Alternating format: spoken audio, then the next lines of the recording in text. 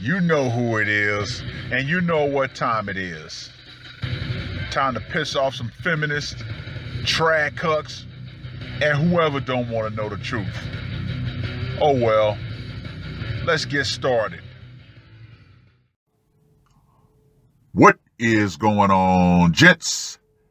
It's R.P.M. here, reporting from Mobile Command. Gentlemen, by now we've seen or heard of Bear Grylls' The Island or Survivor, Men versus Women, and what was ultimately learned about how women truly cannot survive without a civil society to protect them. Now, I saw this article and I couldn't help but to laugh. Now, this article was published on the 21st of March. Naked and afraid contestant can't handle biting insects, crawling into her private parts. The Chihuahuan Desert was the backdrop for Sunday's Naked and Afraid, and the swarms of biting gnats and colonies of stinging ants that inhabit the area left contestant Megan miserable.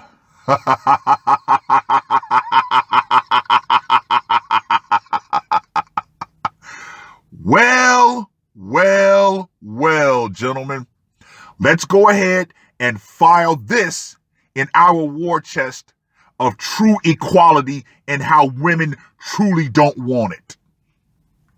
The feeling of them crawling into my private parts and areas of my body that I don't want them in is just a little too much for me, Megan said. They're swarming me.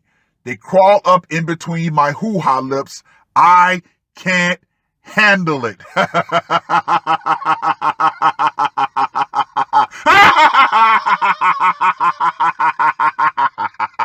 Oh, yes. See, Mother Nature truly does not care about the artificial things in place that allow women to project this strong and independent mindset that they have been absolutely brainwashed into having. Ultimately, Megan spoke with a producer and decided to leave the competition. Fans understood why she decided to exit the show just 4 days into the challenge, with one person tweeting. And of course, they had to make sure it was the male that tweeted this. I can't say much. I can't handle a couple of mosquitoes in my house. No freaking way I would do any better than her, and I don't have a hoo-ha. Yeah, see right there, they had to try to throw in a weak male comment. While the ordeal was a painful one, Megan learned a lot about herself. Quote unquote, I really don't belong out in the wilderness like this, said Megan. My body is not really strong enough, I guess. It's just amazing how hard it can be. Set, spike, serve, check, and checkmate. Ladies, the only reason why you have these horrible attitudes is because men, for the most part, have tamed this entire planet. Kevin Samuels pointed this out in his long podcast. You know, can women survive without men? Just 4 days, this woman was screaming for a producer and had to leave. What would happen if there were no producers there? Seriously, she would have probably died. Now, if you look at the video, there appears to be a guy right next to her, and he is under some sort of leaves. What did he do? He adapted and made himself a makeshift shelter. You think the bugs and all that wasn't biting him too?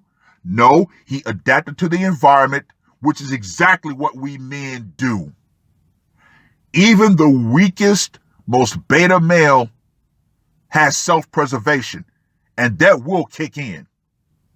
You ladies, on the other hand, no, your survival is dependent, believe it or not, on the graciousness of good men.